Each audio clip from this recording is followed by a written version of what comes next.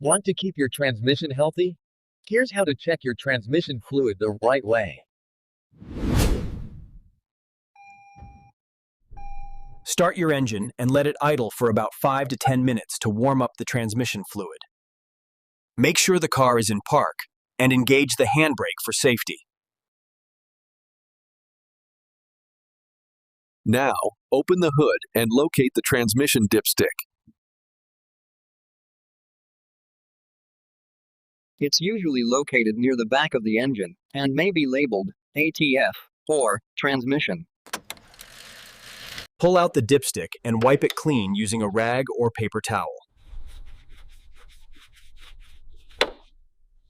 Reinsert it fully, then pull it out to check the level. It should be between the full and add marks. Healthy fluid looks pinkish red and clear. If it's brown, burnt, or milky, it is time for a change. If it's low, add the recommended transmission fluid a little at a time. Don't overfill. And that's it.